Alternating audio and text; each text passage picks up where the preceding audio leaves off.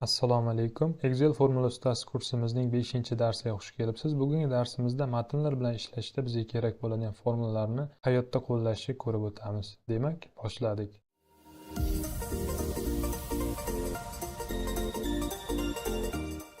Bugungi darsimizda matnlar bilan ishlashda qo'llaniladigan turli xil harakatlar, funksiyalarni o'rganib o'tamiz.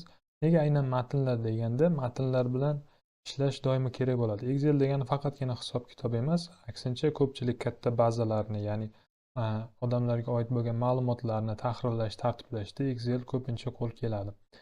Shunday ekan, katta matnlar bilan ayniqsa ishlashda, ularni tartibga solishda Excel juda ham qo'l keladi. Shuning uchun bugun xudo xolasa 9 ga yaqin formulani yaqindan o'rganib, amaliyotda, ya'ni real hayotda kerak bo'ladigan misollar bilan ko'rib chiqamiz. Buni mana bir nechta qismlarga bo'lib chiqdik. Xudo xolasa har bittasini kerak jihatini imkon qadar sodda tilda tushuntirishga harakat qilaman. Demak, boshlaymiz. Birinchi qiladigan ishimiz ko'pchilikka tanish holat, ya'ni familiya, ism, otasining ismi birlashgan holatda bo'lsa, uni bitta katakka qo'lda qaytadan yozib o'tirmasdan, ya'ni formula orqali amalga oshirishni ko'rib chiqamiz. Demak, hozir biz qiladigan ishimiz mana shu yerga shunday formula kiritamiz. U familiyani, ismni va otasini ismini birlashtirib berish kerak bo'ladi. Barobar tugmasini bosamiz hamda ruschada цепить degan funksiyani tanlaymiz. Mana bu va unga har bitta kataklarni ko'rsatib chiqishimiz mumkin. Endi qarang, biz oldingi kursimizni darslarda ko'rib o'tgandikki, mana bunga bossak, master funksiya master degan bor. Ya'ni shunga kirsak, ishimiz osonroq va vizual yaxshi ko'rinishi mumkin. Demak, bunga kiramiz. Ana endi ketma-ketlikda qilib chiqamiz. Demak, birinchi matnimiz цепить degani, ya'ni bir-biriga bog'lash degani. Mana bu matn. Agar keyingi matnga buni yozadigan bo'lsak, mana natijani ko'ryapsiz. Mahmudov Valijon, ya'ni ism bir-biriga qo'shilib ketyapti. Bu esa bizda xatolikka keltirib chiqadi. Shunday ekan, tekst, ya'ni birinchi familiyadan keyingi joyga probelni bosamiz, ya'ni klaviaturamizdagi eng uzun tugmani bosamiz. Shunda mana bunday joy ochiq qoladi. Ikkinchi matnga esa ism yozamiz. Mana natijani ko'rib boryapsiz. Uchinchisiga ham xuddi shunday probelni qoldiramiz va beshinchisiga, ya'ni oxirgisiga otasining ismini belgilaymiz. Demak, hammasi tayyor. Mana bu yerda natija ko'rinyapti. OK tugmasini bosamiz. Va buni burchagiga olib kelib 2 marta sichqonchani bossak, mana shu formula, mana shu amaliyot har bittasiga tatbiq etilgan bo'ladi. Ana endi xuddi shu amalni formulasiz ham amalga oshirishni ko'rib o'tamiz. Bu familiya, ism, otasining ismini birlashtirishni oddiy yozish bilan amalga oshiramiz. Ya'ni to'liqligicha yozaman. Qanday tartibda bo'lsa u yerda.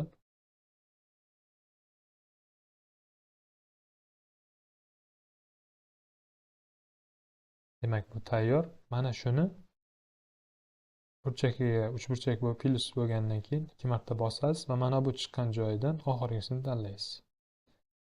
Bunda nima bo'ldi? Biz buni qo'lda yozdik va hammasiga mana shu tatbiqni, mana shu holatda tatbiq etdik va buni oxirgisiga kirganda mnogovenное заполнение, ya'ni bu kompyuter уже bizni nima qilmoqchiligimizni anglagan holatda o'yladiki, demak bu birinchi familiyani yozdi, ismni yozdi, отчествоni yozgandan so'ng hammasiga tatbiq etdi. Demak, u keyingilarida ham, masalan, mana bunda ham Turdiyeva Nafisa Umar qizini ham qo'lda yozmoqchi bo'lgan degan tushuncha hosil bo'ldi Excelda va amaliyotni bajarib berdi.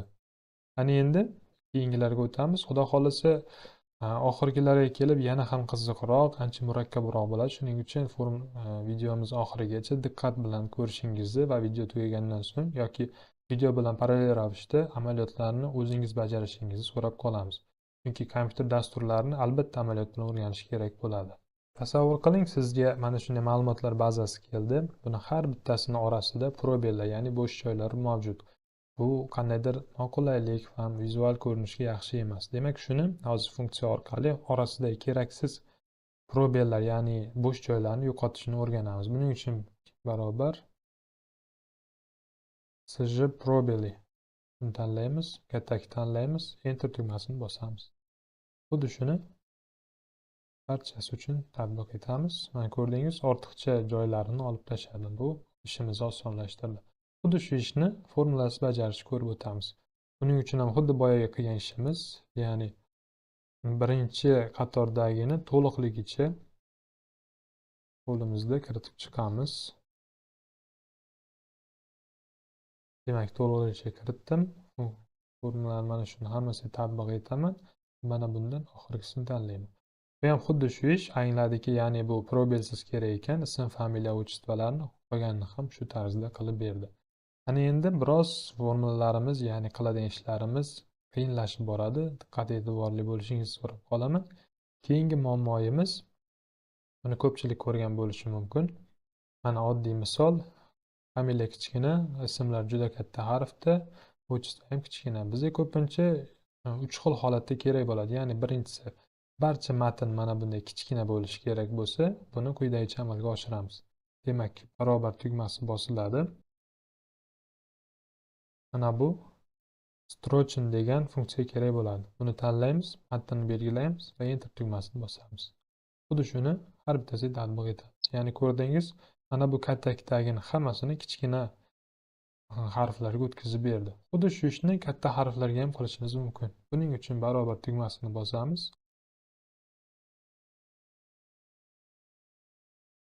Mana bu funksiyani tanlaymiz. Buni belgilaymiz, enter tugmasini bosamiz. Demak, har bitta matnni katta harflarga almashtirib berdi. Endi bizga ko'pincha kerak bo'ladigan holati, aytaylik, ism, familiyalar bilan ishlaydigan bo'lsak, ism, familiya va boshqa ma'lumotlarni bosh harflarigina katta bo'lishi kerak. Xuddi mana bu namuna asosida. Buni qanday qilamiz? Buning uchun barobar tugmasini bosamiz doimgidek.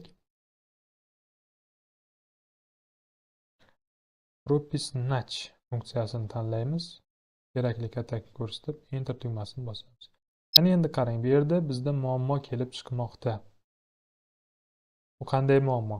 Ya'ni mana bu bizda o ma'nosini beruvchi belgimizdan so'ng har bitta harfni Excel avtomatik ravishda katta harfga o'tkazyapti. Ya'ni uning tushunishida mana shu belgidan so'ng gap yangitdan boshlanyapti degan tushuncha mavjud. Buni yo'qotishni, to'g'risi, bir ikkita muammoli video, mana shu muammoni yechimini topuvchi bir ikkita videolarni ko'rdim. Bitta ikkita natija bor, o'shani men sizga ko'rsatib o'taman. Ya'ni buni shunchaki belgilaymiz. Aytaylik, mayli, hammasi to'liqligicha belgilaymiz. Kopировать qilamiz, ya'ni nusxalaymiz va mana bu yerga, yonidagi joyiga faqatgina значениясini o'tkazamiz. Ya'ni mana formula holatda bo'ldi. Bittaga 2 marta bossak ochdi. Mana bu joyni o'chirib tashlashimiz mumkin. Hozir biz nima qilmoqchimiz? Biz mana bu xatoliklarni to'g'rilamoqchimiz. Ya'ni O da ham, G da ham, L da ham katta, Qizida ham katta yoki mana R da ham katta bo'lishini yo'qotishimiz uchun. Buni o'chirib tashlaymiz. Ana endi mana bu so'zni kopiya qilamiz. Ya'ni kopировать qilgan holatda. Keyin найти виделикdan заменитni tanlaymiz.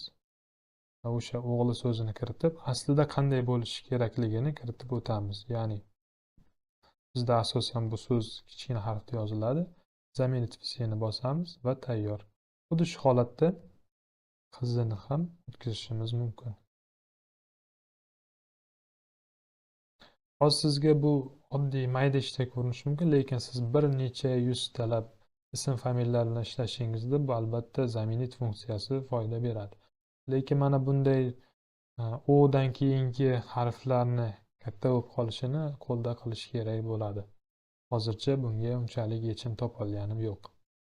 Ana endi biz keyingi formulamizga o'tamiz. Buni mazmunini tushuntirib beray. Ko'pchiligimiz Exceldan boshqa dasturlarda ishlab, uni bazasini Excel formatiga o'tkazib olganimizda mana shunday, ya'ni bitta kattakda bir necha turdagi ma'lumotlar jamlangan bo'lishi mumkin. Oddiygina misol keltiraman. Chrome dasturida, Google Chrome, mana bunday Google Chrome dasturida saqlangan parollarni agar siz Excel fayl holatiga keltiradigan bo'lsangiz, mana shunday uzun holatda beradi. Bunga ko'p duch kelishimiz mumkin. Hozirgi biz qiladigan ishimiz mana bu umumiy kattagimizda mavjud joyidan birinchi 3 harfi, ya'ni aytaylik ishchilarni qaysi bo'limda ishlashi, masalan ARR, TUR, RED shunga o'xshash va uni qandaydir qiymatdagi solig'i deymizmi yoki oladigan daromadini mana bu oxiridagini ajratamiz. Ya'ni bo'limini bu yoqqa, qiymatini bu yoqqa yozib chiqishini ta'minlovchi funksiyani amalda qo'llashni o'rganamiz. Demak, bo'limini amaliyotini bajarishimiz uchun barobar leavSym degan funksiyadan foydalanamiz.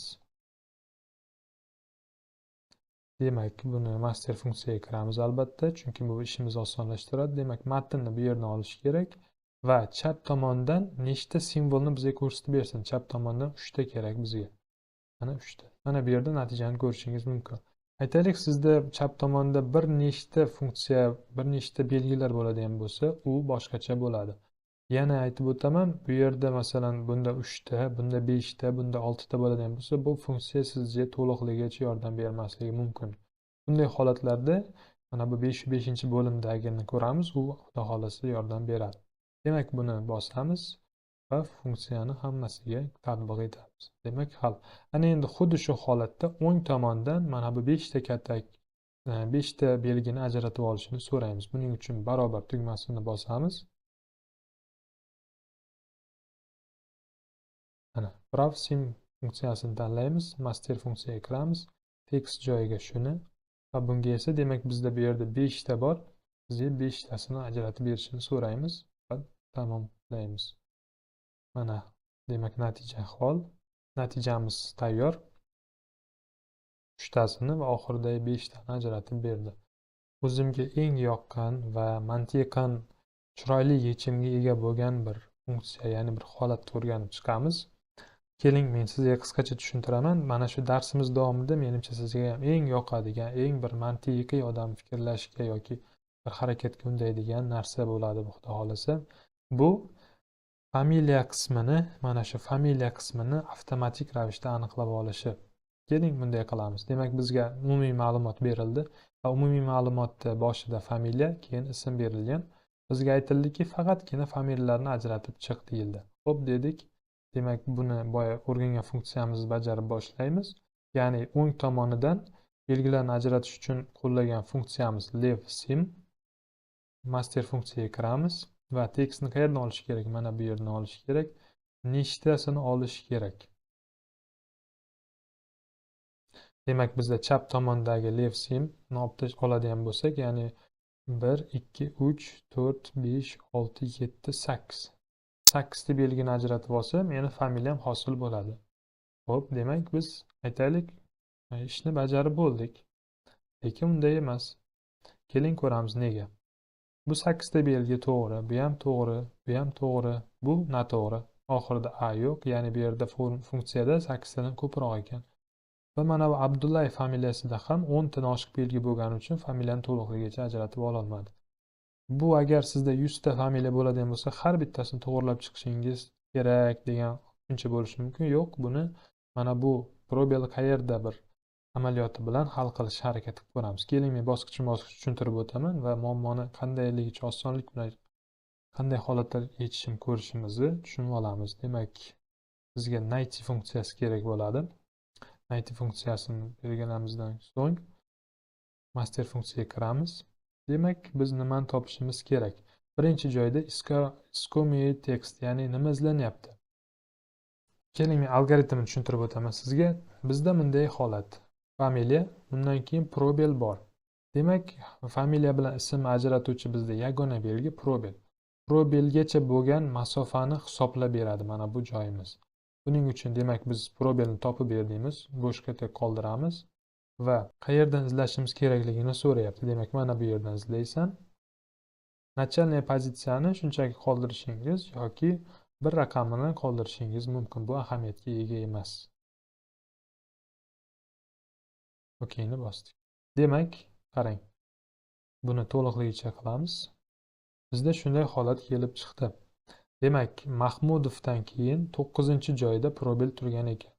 Mana bu Turdiyevadan keyin 10-joyda probel turgan ekan. Endi buni tatbiq etishni ko'rib chiqamiz. Demak, buni tanlaymiz. Master funksiyaga kiramizda количество знаков joyiga mana bu katakni belgilaymiz. OK tugmasini bosamiz va hozir ko'ring qanday holat vujudga keladi. Mana familiyalar to'g'rilandi. Bu nima qildi? Keling, bir qisqagina tushuntirib o'taman. Master funksiyaga kirsak, demak, lev_sim chap tomondan belgilarni aniqlab olishni buyrug'ini berdik. Matn mana bu matnni oladi va количество знаков, ya'ni nechta belgini olish kerakligini biz probelgacha bo'lganini mana bu joyda sanagan edik. O'shani ko'rsatib chiqdik. Ya'ni B2 katagida ko'rsatgan joydagi sonlar asosida hisoblab olasan, o'zing bilib deganday qildik. Va mana bu ishni, amaliyotni muvaffaqiyatli amalga oshirdi. Buni albatta sinab ko'ring. To'g'ri, hozir sizga tushunish qiyin yoki qandaydir bir tushunarsiz bo'lishi mumkin. Lekin qayta-qayta amaliyotga tatbiq etish orqali xudo xolasa yana ham yaxshi o'zlashtirishingiz mumkin. Ana endi yana bir keyingi funksiyamizni ko'rib o'tamiz. Mana shu holatga keltirishimiz kerak. Bizda familiya bor, ism bor. Mana bu holatga keltirishimiz kerak. Buning uchun qanday ish bajarishimizni sekinlik bilan ko'rsatib beraman. Demak, barobarni bosamiz. Cpit funksiyasidan foydalanamiz, lekin biroz unga ishlov berishimiz kerak bo'ladi.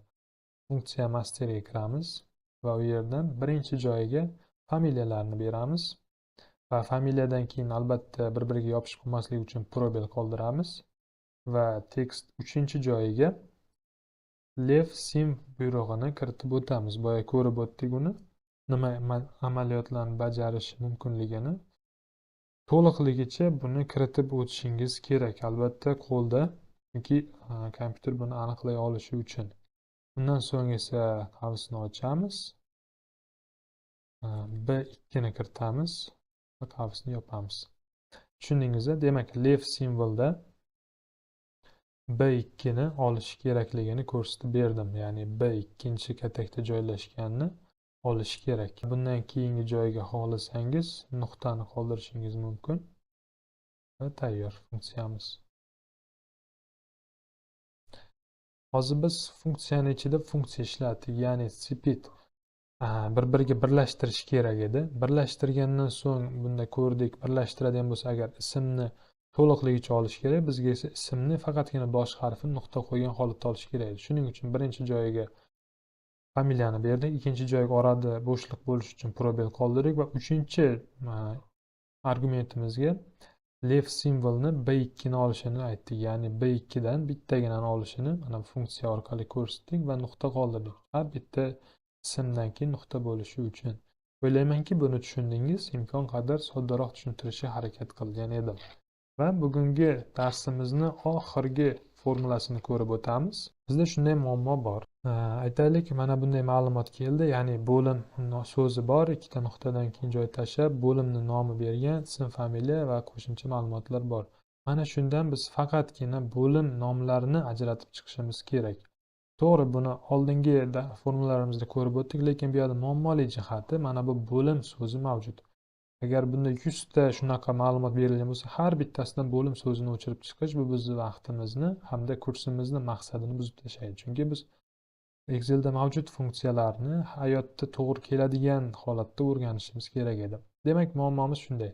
Bo'lim so'zini qoldirgan holatda faqatgina mana bu bo'lim nomlarini ajratib chiqishimiz kerak. Buning uchun barobar tugmasini bosganimizdan so'ng pstr funksiyasini tanlaymiz, master funksiyaga kiramiz va tekst joyiga buni начальная pozitsiya joyiga 10 belgisini yozaman va bu yerga 3 ni yozaman. Endi men sizga qisqagina qilib odam tilida tushuntirib beraman.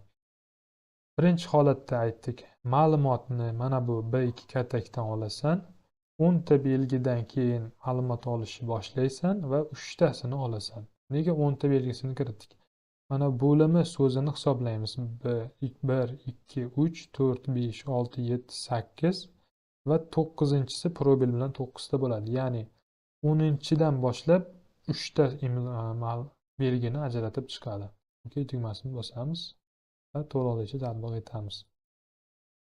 Demak, o'ylaymanki, sizga bugungi darsimiz foydali bo'ldi. Nasib qilsa, keyingi darslarimizda sana va vaqt bilan bog'liq funksiyalarga oid formulalar, shunga o'xshash amallarni o'rganamiz. Keyingi darslarimizda o'tkazib yubormaslik uchun kanalimizga a'zo bo'lishni unutmang. E'tiboringiz uchun tashakkur. Savollaringiz bo'lsa, videolarni izohxona ostida yoki Telegramdagi gruppamizda qoldirishingiz mumkin.